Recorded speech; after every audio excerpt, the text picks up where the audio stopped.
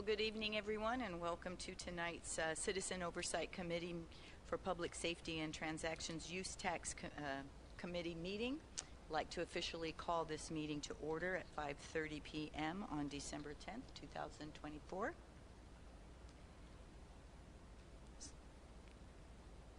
Oh, I'm sorry. I apologize. Okay. So at this time, I'd like for everyone to stand and please participate in the Pledge of Allegiance, and I would like to ask Mr. Perez to lead us.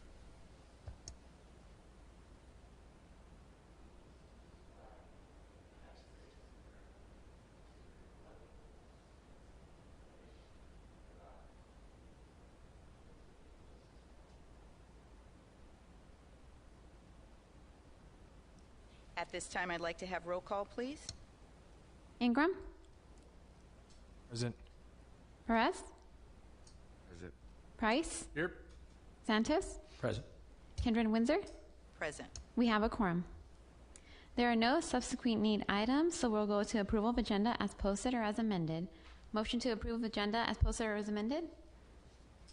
If there's no questions or discussion at this time, I'd like to entertain a motion and a second to approve the agenda as posted. Move to approve. I second. Okay, so moved by Price, second by Santos. Ingram? Yes. Perez? Yes. Price? Yes. Santos? Yes. Kindred Windsor? Yes. Motion passes.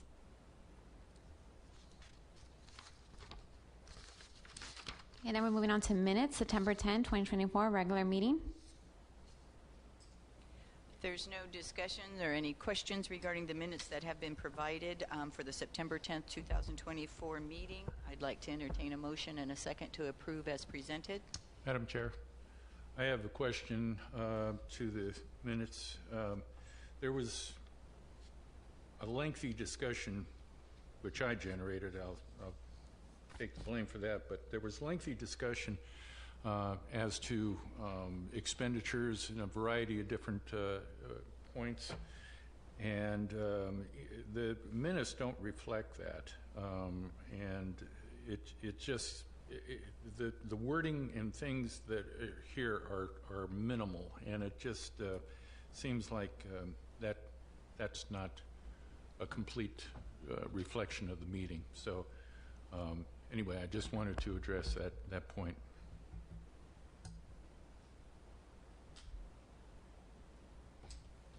Thank you. Anyone else? Okay. I'll make the motion.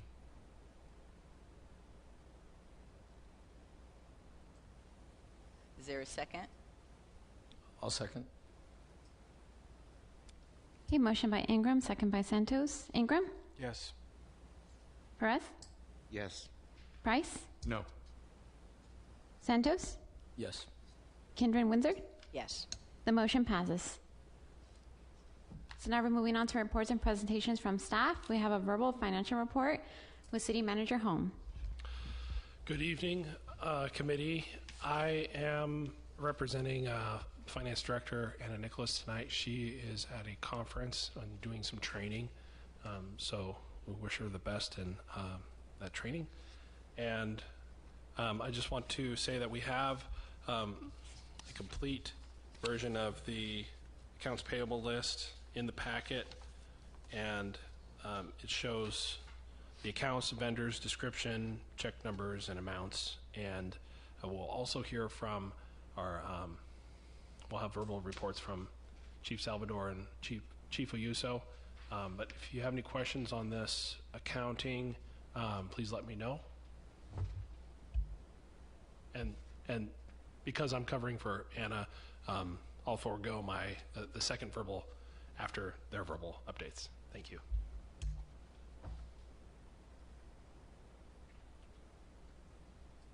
So I don't know if anyone has had the opportunity to review this information prior to the meeting, but are there any inquiries regarding the information as presented by the finance officer that will be explained by the city manager? Yes, ma'am. Item, got it. didn't bring my glasses, and it's tough. It's all right. Check number 26742.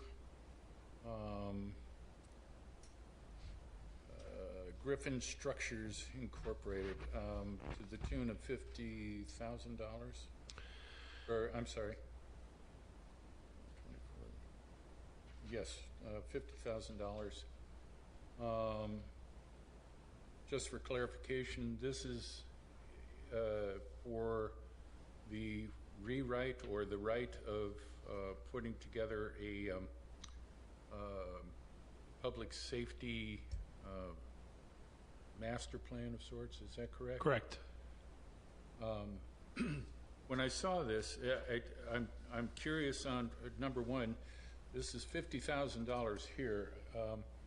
There was another dollar amount at the previous meeting, which escapes me, but it's over $100,000. Is that correct? I think I'll defer to our two public safety experts on this. You are correct, Committee Member Price. This is a long-term contract with a consultant for the purposes of putting together a public safety master plan to define the needs of the city going forward over the next 5 to 10 years, to allow the city then to charge the appropriate either developer fees or put together the proper budget documents necessary to make those improvements as necessary. This project was started in late 2023 and has been going on for just a little under a year.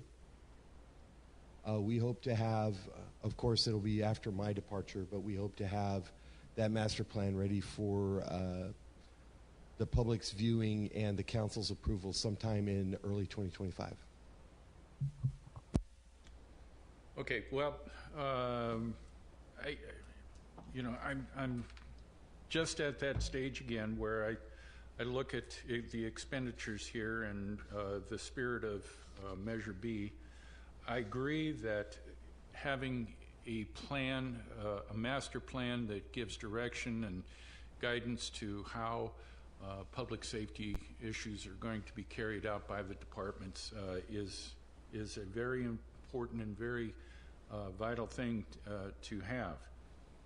Once again, my only issue is the expenditure coming out of Measure B.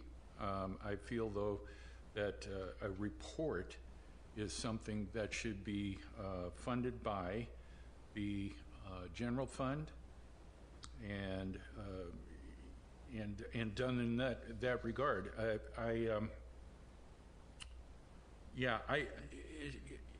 It's not that I'm against any of this stuff. It's just the funding mechanism, and that's it.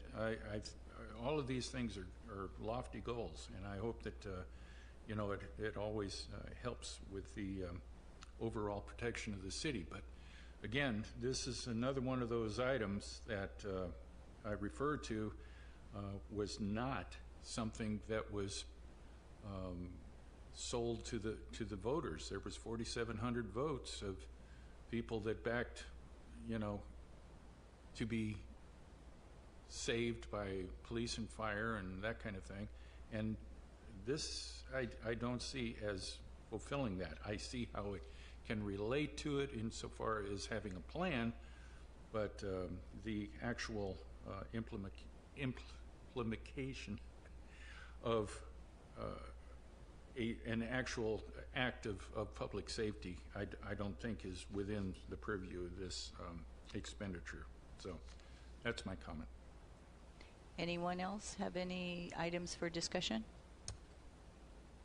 Just to add to that particular, Chief Salvador or Chief Ayuso, do we have any current work product that can be provided from that consultant or any?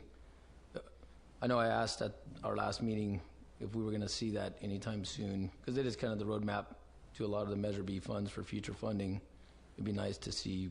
We've seen some preliminary draft work that we're still reviewing, and that has been going back and forth. We have a meeting with the consultant next week to kind of finalize the roadmap of the final drafts so we can get it out and get it to you guys. Perfect. I remember in our previous Citygate proposal and a lot of the items in there. So I'd see a lot of the same repeat stuff occurring. Regarding the expenditures, I did have one other comment. Chief Ayuso, thank you for clarifying any of the questions I had about the other expenditures that were on the list here. Was the farm supply. Appreciate clarifying that expenditure. Don't recall what it was listed as, but I did have a question about that purchase. And it was for Cal Farm Services. The item is, the check number was 26332. So I appreciate the clarification. Anyone else? Hearing none? Great. Thank you.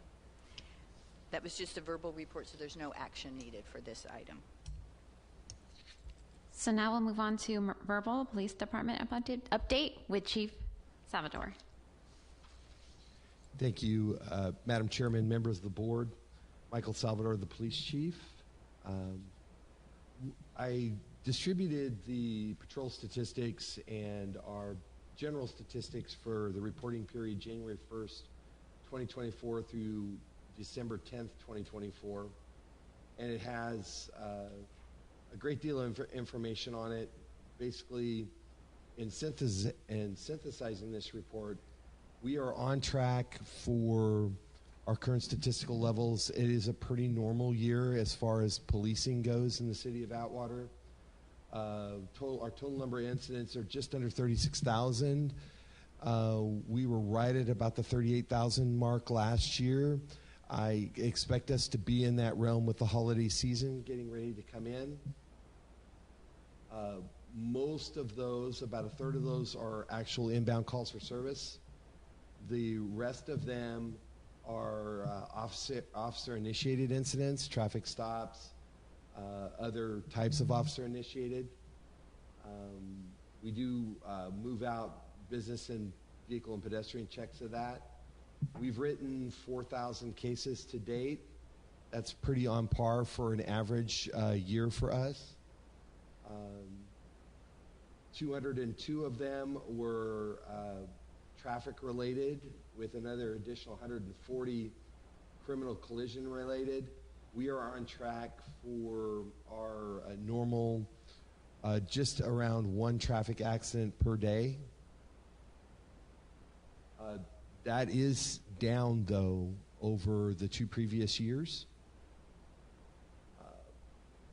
Then we've made over 800 arrests, almost 900 arrests this year, and it is about a 3-to-1 margin felony to misdemeanor. It'll be interesting to see in 2025 how these arrest totals, especially on the misdemeanor side, are affected by the passage of Proposition 36 in the latest election. We are waiting for final guidance from the district attorney's office on how those cases are going to be prosecuted and what type of report writing will be necessary to gain those prosecutions. We've written over 1,800 citations, and during this period, especially the last couple of months, the department initiated its electronic citation program. The normal traffic or parking ticket that you would have gotten at the beginning of the year in a handwritten paper triplicate form is now going to be electronic, more like what you would see from a larger agency like California Highway Patrol. The patrol cars all have printers in them, and they are connected with the department's iPhone to the system. It prints the ticket out in real time, and it really saves, is way more efficient, easier to read for our clerks and records, and easier for the courts to decipher, because as you all know, handwriting is becoming a lost art. So this system really saves, makes a ticket easier to write. This system was not paid for by the ballot measure. It was paid for by the Abandoned Vehicle Fund. So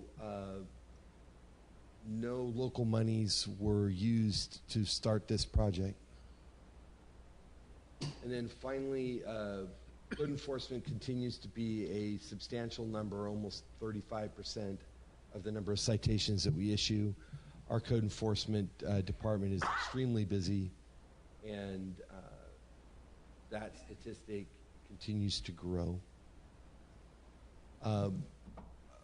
One of the committee members asked me to briefly talk about our ALPR system. That was enhanced in since we last met in September.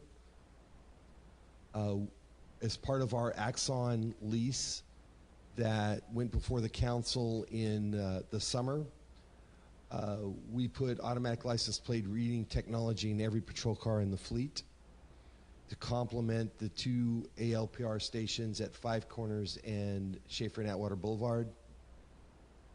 And our in-vehicle system went live, and within 30 minutes we had a stolen vehicle recovered by a patrol unit driving down Bellevue. This ALPR unit, our APLR system, was critical in the capture of 2 homicide suspects in the last year. One of them we traced all the way down to Inglewood using that system and our collaboration with our allied agencies throughout the state of California. It also assisted us with the Green Sands double fatal collision that was earlier this year. So as I conclude my update, I would like to thank this committee for its time and its attention to detail.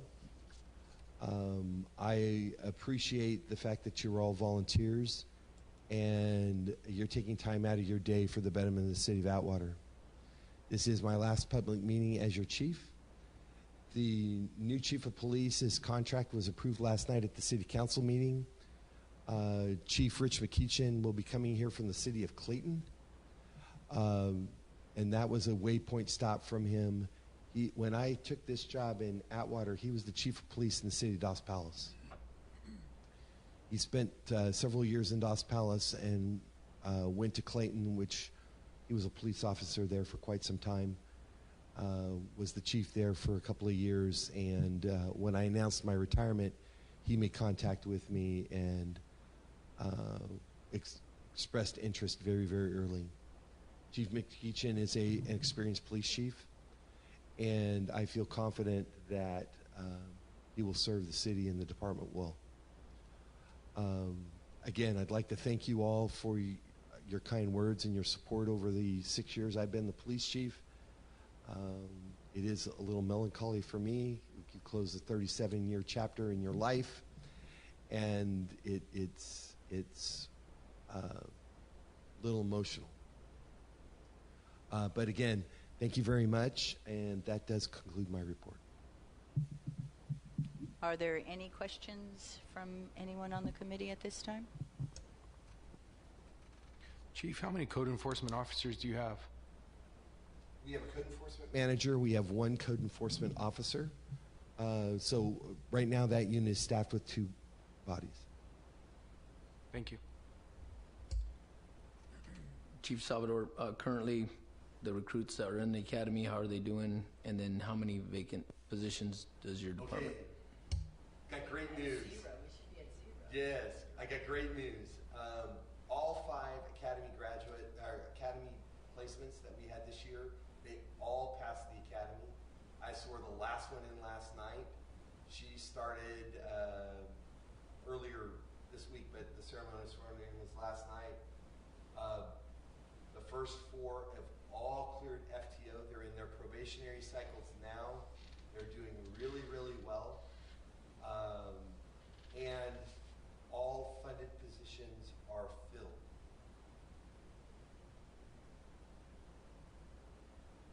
Thank you. That's great news. Chief, just one question here. Yes, sir.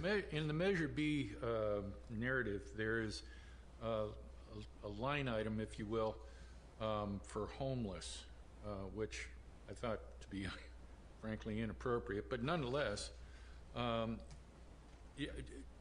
you have some type of contact with the homeless and that type of thing? And is it reflected in the report under a different category? You would see that under pedestrian checks, that type of thing. We have constant contact with our unhoused population, especially in the code enforcement realm. Everything from encampments to abandoned vehicles involved with them. It really has become a full-time job. Although this report doesn't state that based on that particular classification, but if the committee would like a more detailed look at the number of heart cases that we do or have had, I'd be more than happy to provide that to the city manager so he could distribute that to you, the committee, so you'd have a little better. This is a canned report, so. Yeah, I understand. I'm just curious. I'm sure that the officers are making contact in some way, shape, or form. Every day. Yeah. Sir, every day. Okay. In regards to that same question, Chief Salvador, I know at one point there was an officer that was kind of leading that, and then they promoted. Has that position or those duties been assigned to somebody else? Right now, they are housed in code enforcement.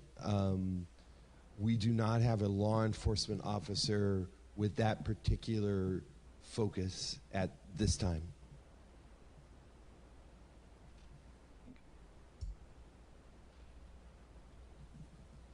No, I do just want to, I'm not prepared to make a motion, but just express my interest, just like the gentleman to my right, in hearing more about the strategy, just like a kind of overview and on the approach to that issue. Mm-hmm. That's something I'd be interested in hearing. Okay, and I'll make sure that that's in Chief McEachin's briefing. And I'll let the code enforcement manager know that you guys are interested in that. Yes, sir. Thank you. Okay, now verbal fire department update with CAL FIRE Battalion Chief Ayuso. Good evening, Chair and Committee. I'm Bobby Ayuso, Operations Battalion Chief with the Atwater Fire Department. I want to start off by saying thank you to Chief Salvador on behalf of the fire department. As a whole, we really appreciate everything he's done and what he's done to help me transition into the position I'm in right now. It's much appreciated. So congratulations, and we wish you the best in retirement. So to start off with call volume for the fire department, this is year to date as of this morning. Each of you have a handout with the calls broken down by call type and percentages. I noticed just before the meeting that we had some issues with some of the formulas on that spreadsheet, so we'll get that corrected before the next meeting. But currently, Station 41 is at 2,574 calls. Station 42 at 1,595 for a total of 4,169 calls. That's a little below the norm average, which is actually a good thing. A little bit slower year this year. Personnel update, we did hire just before our last meeting, we hired an admin assistant, Jennifer Espinoza. She's doing a phenomenal job helping out with all of our administrative duties on the fire side and filling in, but well above and beyond in other aspects as well. So very excited about that. It's taken a lot of work off of myself and my partner. So, and with that personnel, Chief Robert Carvalho started as a fire marshal. I know I mentioned that Chief Lopes was leaving. Chief Carvalho is a familiar face to the city of Atwater. He worked for a few years as a captain at Station 41. So we're excited. He's working alongside me. You'll be seeing him more and more as well. So equipment-wise, still in the same boat with the Type 6. We're waiting on the buildup. The chassis is still at High Tech in Oakdale. We did complete the pre-con in September for the Type 1. So myself and Captain Perez went to South Dakota. We were able to spec out the new Type 1 engine. Got any kind of updates or corrections we wanted to make with the apparatus, and we're looking still at about a 2-year build time on that. Utility vehicles, at our last meeting we had discussed some of the benefits we've seen, and I know Mr. Price had asked about strike teams, response and that sort of thing. Those 2 utility vehicles that were our old command vehicles that now we use as utilities, we're able to go out of county and assist with state incidents, enough to build excess of about $40,000 in revenue for the city, and that's just out of the pickup. So we look forward to increasing our fleet in the fire apparatus and be able to send that out, where we're going to be making, in the upwards of $4,000 a day per equipment per day that's gone. So just kind of give you an idea of what those can do. Is just a pickup making 2 pickups making $40,000 for the summer is pretty good. As far as purchases go, in the last 3 months, just not anything major. We had just a few things, chainsaw, and some of its preparation for the Type 6 engine. We had to get on top of that early with some of the constraints we're seeing coming with California and gas-powered tools. So chainsaw was purchased. We got some communications equipment. We had our Rosenbauer $400,000 down payment for the Type 1 engine with Rosenbauer, and then some additional fire hose, and that's again in preparation with the new equipment. We do foresee trying to build that, but without having the actual equipment physically here yet, or at least seeing the build-up piece, we want to limit some of that. We do anticipate ordering some of the bigger items still, though, such as combination tool for extrication equipment, which is something we're going to carry on the Type 6. Some of that stuff that we could see a substantial increase in costs if we wait longer, but we know we're gonna have it on the equipment. So I do foresee that being purchased in the next few months. Public education aspect, toy drive has kicked off. We've been hitting that pretty hard. It's been great working with our law enforcement, the Atwater PD. We did have our tri-tip fundraiser the fire department does to try to raise funds each year for that event. All the proceeds go to purchasing toys for the toy drive. Happy to announce, actually, after our leadership meeting, was able to get a solid number from Jennifer Espinoza, and we're looking at $5,400 in profit. So if you supported it, that's a really good year. That's higher than what we've seen in some of the previous years. So huge success. Another positive, if you were at the council meeting or watched it, in the midst of everything happening, the mayor had visited, and we got a structure fire literally about a block down from the station. Had a bunch of off-duty firefighters at the station helping with the tri-tip fundraiser. We all went down and helped out and saved a residence right adjacent to it. So it was a very good stop. Just good timing, I guess, in a sense. So Christmas parade last weekend as well went very well, as always. And then on the fire marshal aspect, the only other thing kind of clean up is routine annual business inspections that are being conducted throughout the months leading up to the end of the year. One additional update, and just so that everybody's aware that we are seeing some changes, our shifts will be rotating. So our next meeting, it may not be me here. It'll either be myself, Chief Pimentel, who's our assistant chief for Merced County, or Chief Carvalho. So one of us will be here, but at least so you're all aware, you'll see a different face come time to time from meeting to meeting. So, and with that, that's all I have. If you have any questions, I'd be happy to answer. Are there any questions at this time? I do have one question, Chief, and I forgot to ask earlier. What is Fire Menace Standby? So Fire Menace Standby can be what we had yesterday with a bomb threat type call. Okay. It can be agency assist, depending on the call type, but generally speaking, it can be an alarm sounding that may have some sort of other occurrence with it, possible fire, but a standby. Okay. Thank you. Chief, with the structure fire statistics, you had one here 2 weeks ago.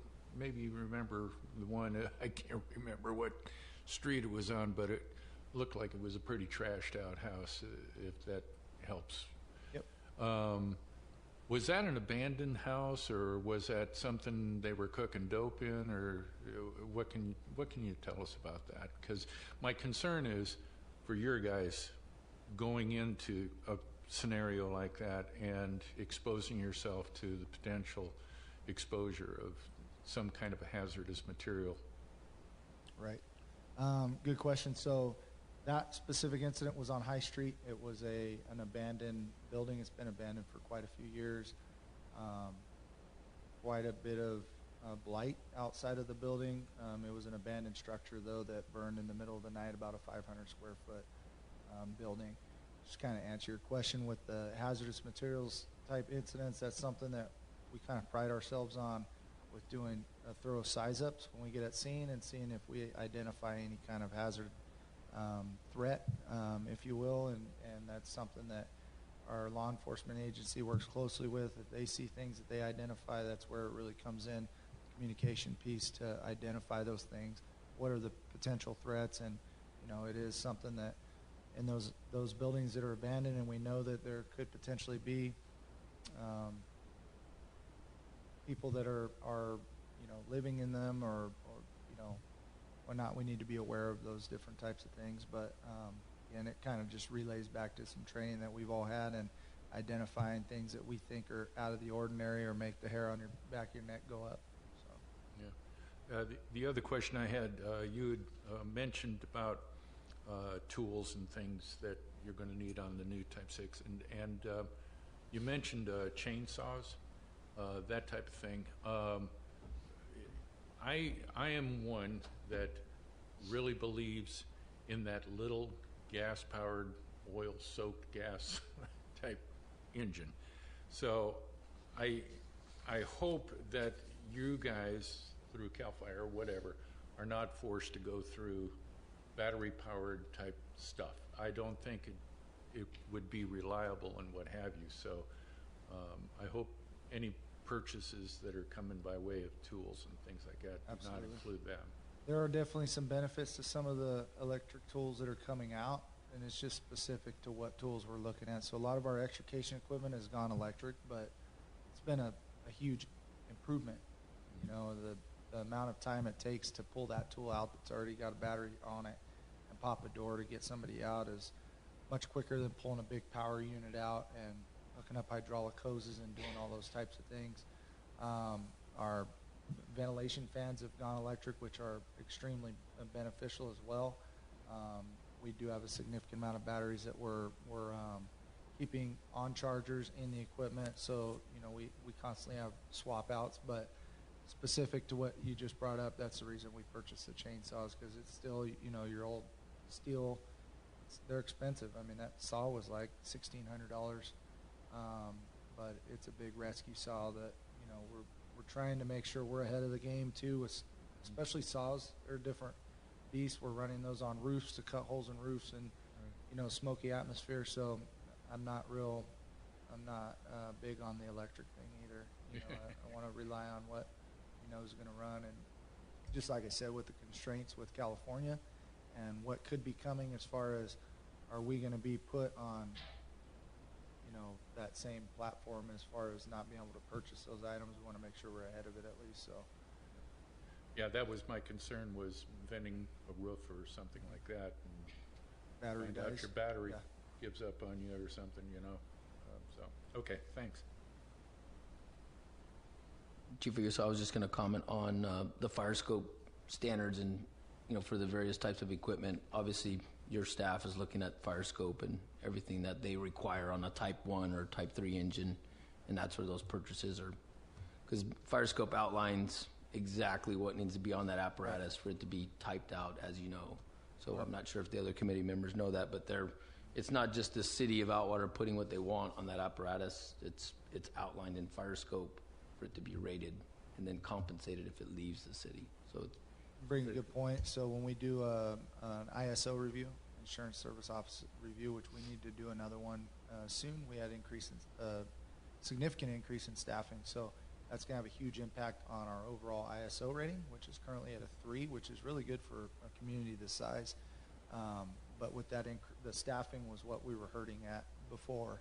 And it's based on a point system, and just like Mr. Santos brought up, so all the equipment is typed out, and it's typed based on equipment and staffing levels that you have on the equipment. So there are certain requirements that we have to have, certain number of salvage covers or chainsaws that we must carry.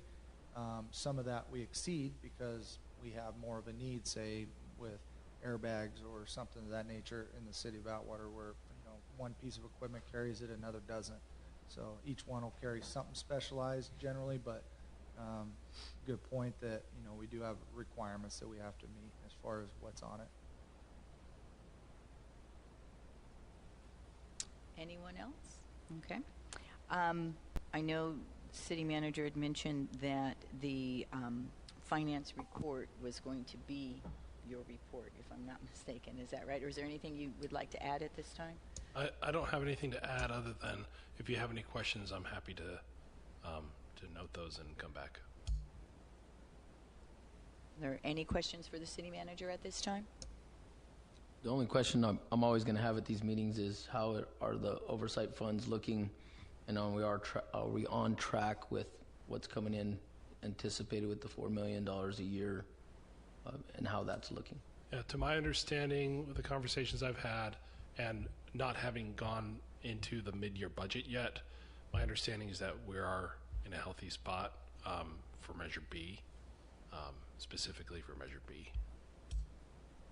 Perfect, thank you.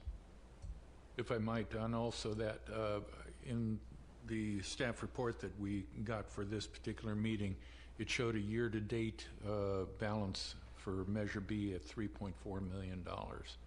So that's not chump change. That's good money. Thank you. I'd like to open the public comments. At this time, any person may comment on any item which is not on the agenda. You may state your name and address for the record. However, it is not required. Action will not be taken on an item that is not on the agenda. If it requires action, it will be referred to staff and or placed on a future agenda. Please limit comments to a maximum of 3 minutes.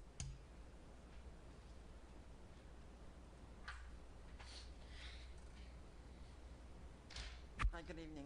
Oh, I think you need a new mic system. There we go. Linda Dash, Atwater. I just have a couple of questions. There was that library fire in, I guess I can't direct this to a staff member, library fire in Merced last week. I'm just kind of curious, Atwater's closer to Merced than Madera. Were we tied up or were we not invited? That was just one question I have. Because I know we've got ladder trucks. They're beautiful. Okay. Alrighty. And my other question was, do officers patrol residential areas? There's large trucks parked all over our streets. They're just sitting there. They're not supposed to be. There's ordinance against them parking there. And I just think if they're big, you can't miss them.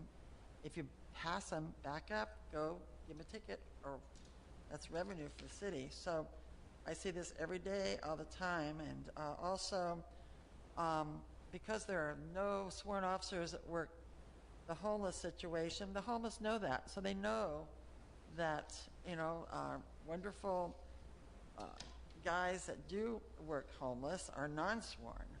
So they can't do anything. That really ties their hands. I work with the homeless in Merced and Las Vegas and every place except for Atwater, pretty much, because I'm never invited. But there's always a sworn officer. And today, in fact, on 15th Street, under the overpass, the officer went up there and told him, I'm giving you, get your stuff. If you like it, grab it, because the truck's coming tomorrow. And those guys, the people that were there, 10 or 12 people that had a horrible, horrible mess underneath the overpass, were moving out. But they know they can call me and I'll try to find a place to put them. Okay? So it's just something to put it in the back of your head. I know I'm not too smart, like fire police, but I've worked with a lot of them, and I work with a wonderful DART team member said, and they're very well respected. And so, but the homeless here in Atwater, I get my hair done on every Saturday, and homeless harass some of the merchants downtown, and they're sick of it. So I think if you had a sworn officer that can go in there and these people know he can write them a ticket, he can arrest them, maybe possibly they might move. I don't know. And I don't know if I have 3 minutes. Oh, I got 27 seconds. I sat on the Measure B committee with Gabe, and I know that it was for personnel and equipment. And I'm sorry, Bobby, and I'm sorry, but it was for equipment that made their jobs a little bit easier and safer. Okay, thank you.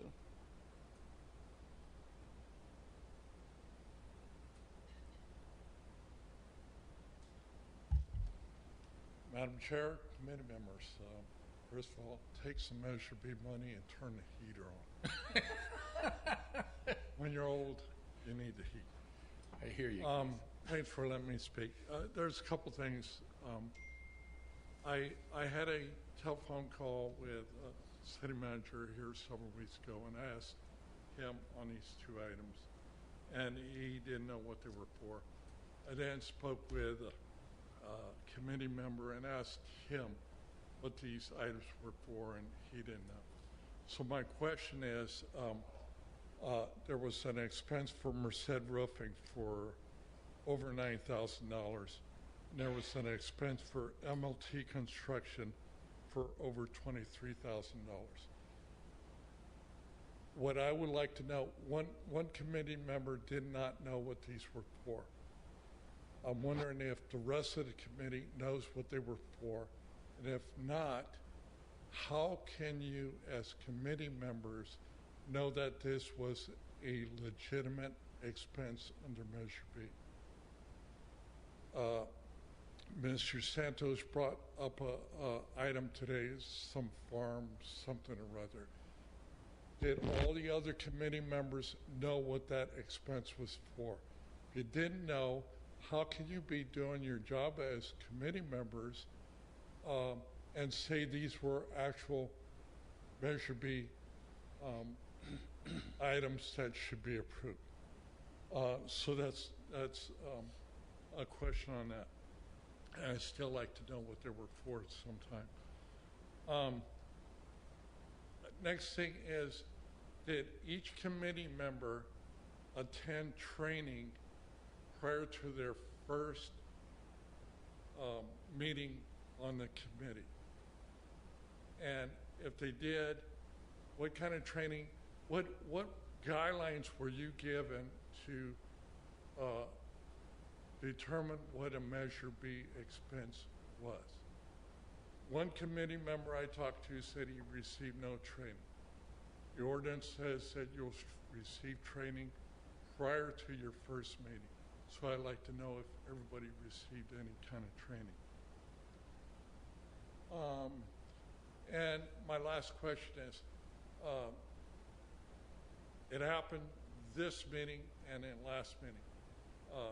Mr. Price disagreed with some of the expenses under Measure B. Last meeting, Mr. Santos said he was president on the Oversight Committee, and he said these are legitimate expenses. So if you got one saying that it isn't, one saying it is, where does it go? Does it go to council? Does it?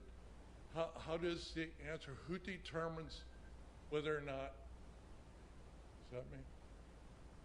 Can I keep going? Are you wrapping up? I'm almost done. Who determines where that goes? The minutes are very vague on what the disagreement was. So is the council going by what's written on the minutes, or is there a report that you do, or anything like that? All right, thank you.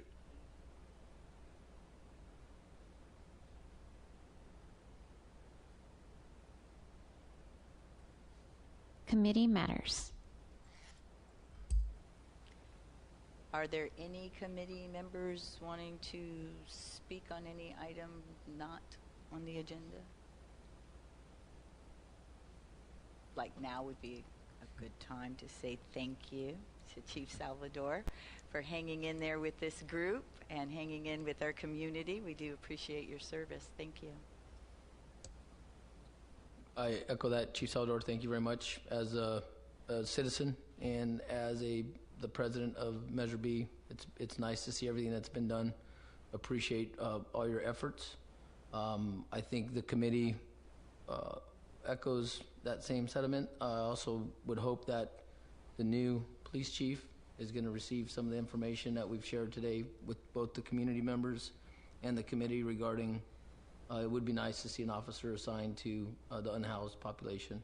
I think that's a good goal to set.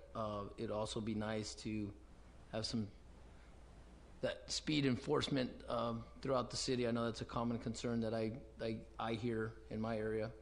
But our unhoused population is going to continue now. We have the Sacramento backing to enforce some of those things. But we greatly appreciate everything you've done. I want to say thank you to the fire department. We did not get a chance to talk about Fire Prevention Week, but I know for my kids' school, they did a great job coming out and presenting that. Both of my kids mentioned that. Also want to say thank you for the dinner. It was a great dinner for the toy drive. Happy holidays to everybody. I have not personally met the new chief, but I look forward to meeting him. For the citizens of Outwater, I would like to share that we did receive some training. I did receive some training. It was a nice binder that was clearly outlined on the Oversight Committee. I'm not sure, I can't speak for everybody, but I did receive that. It outlined what was in the Measure B process and our goals and objectives. I received that from City Manager Waterman. So we sat down and reviewed that. And the last thing I had is Chief, thank you for your help. Chief Salvador and Chief Ayuso, thank you for answering any questions. I will state to the community that any expenditures that come across, if I have questions, I ask. The committee also has that opportunity. I know that all of the managers for these departments have made themselves readily available. I know every time I've called, if they weren't available, they sent me a message saying that they would greatly answer any of those questions we have. And if there ever was any that needed to be overturned, I know that we would be able to do that and put the funds back in. So there's a process for that, and I greatly appreciate that open communication and dialogue that we have. Thank you. Anyone else? Please. Just a couple of things. Some purchases also that were made that were noted in the financial report. There was an ADA compliant door that was put into the police department. I'm sorry, but that one is another one that should have come out of the general fund. It doesn't provide a service to the public, and that's kind of the thrust of where I am when it comes to these public safety money. So just want to be on the record with that. Also, and I apologize for beating a dead horse here with this, but I'm in looking into the weight or exercise equipment at the firehouse. Chief Ayuso, I know you talking about wellness and you know that type of thing for the firefighters. Upon doing a little bit more research on this, I understand that they had a similar program in Merced for the police department, and at that time they allowed for officers to use it, of course, and all that. And it turned out that an officer took an injury as a result of working out on this equipment and lost work. And when he lost work, they lost an officer out on the street. My concern is that having these exercise machines, if you will, in the stations, if one of the firefighters is working out on it, sustains some type of an injury, strains his back or something, and a call comes in, you're down a man. You can't put somebody that's injured out on a fire or some other emergency. So it's a concern to me that is one of the things that comes as a result of having this type of thing in the firehouse. Now, also, I came across and I assume this is an MOU or it's some type of a condition to hiring contract or something, but it's from the state and is directed to the CAL FIRE folks. And it's under section 11.9, exercising on state time. Doesn't mention city time. And it's got several points here. One of the employers shall continue to past practices of furnishing 1 hour for approved exercise activities during normal working hours, except during emergency assignments, of course, and during full-day training programs. The department may require employees to exercise during this hour. Appropriate exercise and fitness resource materials shall be provided to each facility as determined by CAL FIRE. Employees shall responsibly be allowed to furnish their own physical fitness equipment consistent with approved exercise programs, subject to availability of appropriate space and specific operational needs of each work site. Approved off-site exercise programs are allowed in shape or somebody like that. The department may approve employees' participation in such programs. I think that's important to note that the department is CAL FIRE. That's the way I interpret this, because it's coming from the state. The department's physical fitness program agreed to by the parties on August 25th, 1998, and found in the Health and Safety Procedures Handbook, is hereby incorporated herein by reference. That one sentence right there tells me this was a negotiated type of a thing. That's the way I interpret it, by them saying a program, and the parties agreed to it on August 25th, 1998. So that sounds to me as if it was like a union negotiated or an association type agreement. I'm concerned again that we've spent $15,000 on this equipment, something that I still hold that it is not an appropriate expenditure out of Measure B, that it's not deemed as equipment as was noted earlier in the evening for fire engines, that type of thing.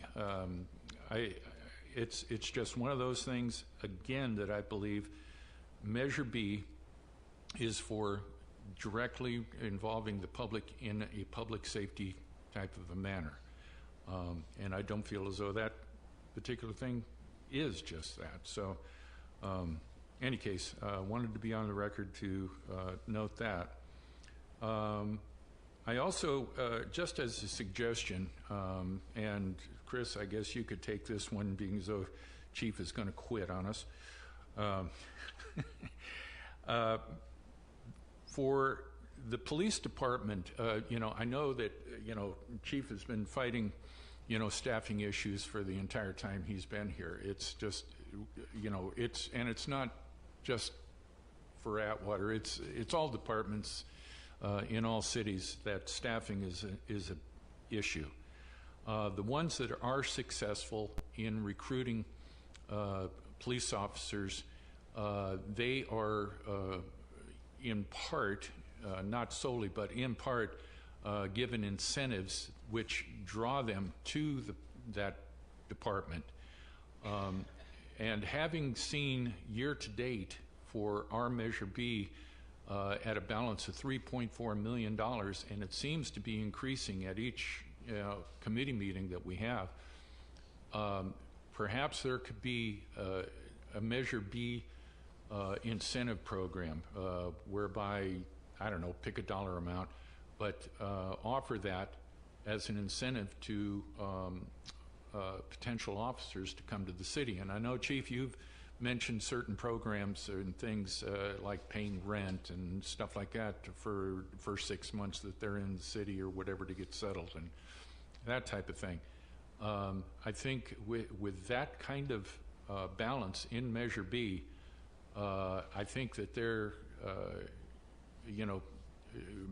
bigger heads than mine can sit down and figure something out that might entice potential officers to come to our city and fulfill that obligation. So those are my comments. Thank you very much, committee. And I, too, want to wish everyone here a very Merry Christmas and a Happy New Year. And it's that time of the season. It's the time to celebrate the birth of Christ. And I hope all of us remember that. It's the reason for the season. And please be careful out there. Don't take any chances, folks. It's not worth it. Thank you very much. Mr. Perez, Mr. Ingram, anything you'd like to add? No, not much. But just to Chief Salvador, 37 years in public service, that's a huge accomplishment. So thank you for your service. And to go out with a full staff, that's a big deal. And I'm sure it's probably one of your own like personal achievements, something you wanted, and I'm glad you achieved it. That's wonderful. So thank you for your service and good luck in retirement. Thank you. Just more of the same. Thank you for your service.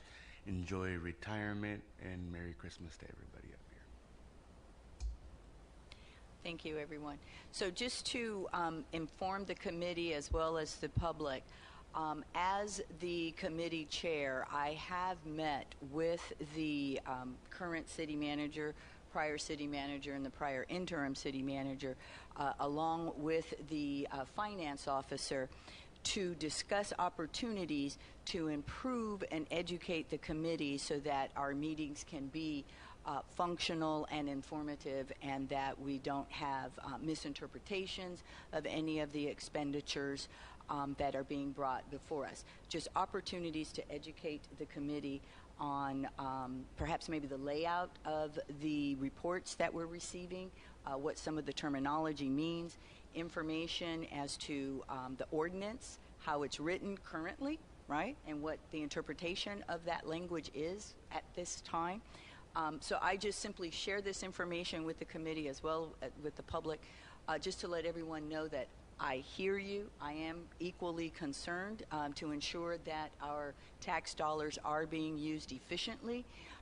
And for that reason, I feel it is important for me to stay in communication with our executive team here at the city to strategize and formulate perhaps some workshops that could be, given to committee members, again, to better inform and better educate as to what our role is and how we are to, exercise this in an efficient manner. I, too, did attend a training session prior to my arrival to the committee. I did receive a binder with information. And if that is something that has not been received by anyone on this committee, please let me know, and I will certainly ensure that you do receive the information that you need and the resources so that you can feel that you can better serve this committee. Okay? So if I have failed in that area, I do apologize, but I do want everyone to understand that I do meet with the city manager and the finance officer out of concern, just to ensure that we do have the proper resources required to allow for an efficient meeting. So thank you. As I'm looking at the city manager. Yes. Yes, we're here as a resource for anyone that needs help with this. One last item, Madam Chair. Thank you for indulging me. I don't know about the other committee members and what have you, but is there any possibility that we can make a motion that this meeting begin at 6 o'clock rather than 5:30? And the reason I ask is all of City Council, the Planning Commission, everybody starts at 6. And it can be kind of difficult for me. I close my shop at 5 o'clock, and I'm racing across town, to make it here by 5:30. So is there any chance, I don't know if this is Chris's decision or if we make a motion and vote on it, or just how does that work? So it's really up to the council. However, I will say that if there's kind of a majority consensus sort of thing on the timing of when this committee meeting happens, that can definitely be forwarded to the council. They set the schedule, though. I'm okay with it. With which? 6. Oh, okay. If it helps you. I mean, if it's my, It's okay with my not, schedule. well, again, it's not just for me. I look at it from the standpoint of, for everybody, of course, but, the public is used to coming to the meetings at 6 o'clock most times. If they go to a planning commission or a city council meeting, those are all generally held at 6 o'clock. So, I don't know if I'm asking for a consensus or just exactly, what we're going for, but for myself, I'm speaking strictly for myself, it would be a little bit of a help. Thank you. Just to be careful, since this is not, I want to just say a couple things. First, I'm not an attorney. Second, I want to make sure that we're not violating any Brown Act rules. So this may not be something that's like a topic for discussion right now. However, having said that, if this idea were to go to the city council, then they would have a public meeting. During their regular public meeting, they could deliberate over this topic, and that would be an avenue for the public to also comment on this as an agendized item. And I think that would be an appropriate venue for this sort of decision to be made. So I'm comfortable if there's some if there is an informal consensus here about the timing being at 6 o'clock being okay, I can bring that forward to the city council to have that proper discussion in the proper venue.